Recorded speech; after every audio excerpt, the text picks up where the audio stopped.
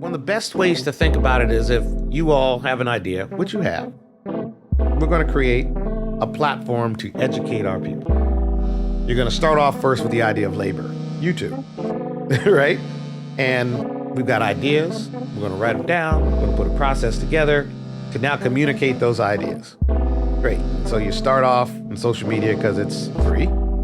And now you say, well, how do I now push this out more broadly speaking beyond trying to get followers?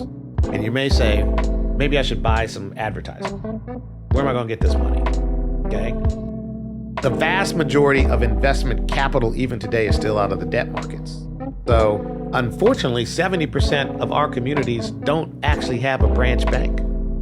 So depending upon where you live, there's no bank that you have a banking relationship with. You can go and say, hey, I need $10,000, $50,000, $100,000 because look at how, and they don't understand your business.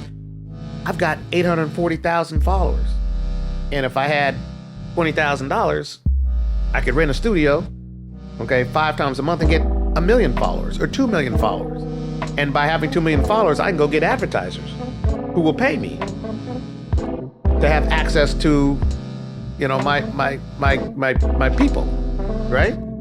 And if they pay me, I can now pay you back that money, and then I can invest it more in my business and make it grow. That's the capital cycle, and it's a virtuous one. But our community hasn't had access to capital.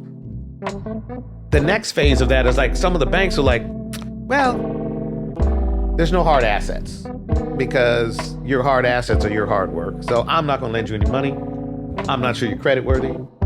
So you can't come to me. So enter the venture capitalists. The venture capitalists are designed to actually look at what it is you're doing in the markets that you participate in.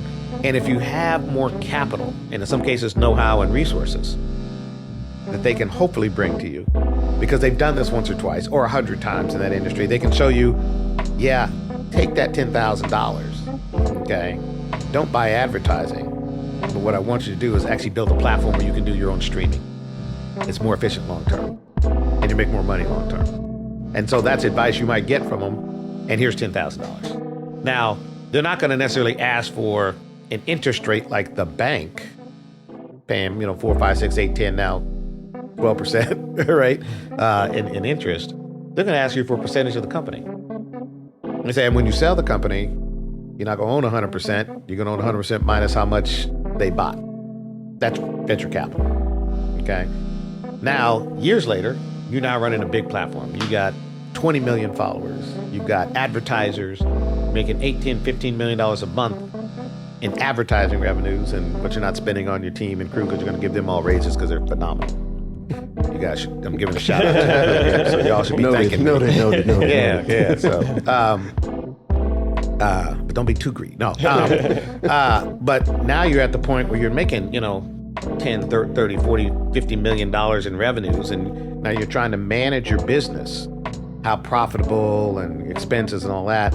And that's where private equity comes in. Private equity typically are larger checks, and we typically bring, in my case, we do buyouts. So we want to do control investments where you are selling control of your business. And you may say, well, why am I selling control of my business? A, get the money, but B, what you really want is my know-how.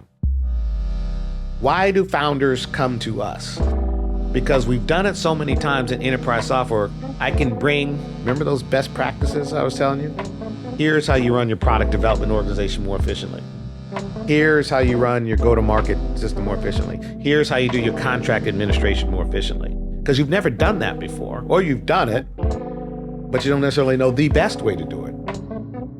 And we can share experiences with you that actually can enable you to do it. Now, not all private equity people bring that.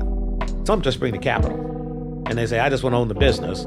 Because if I buy the business and it's growing well over time, and they may put debt on the business, they're going to increase the value of that business. And then when they sell it, they make the difference between where they sold it and what they bought it for minus the debt that was in the company.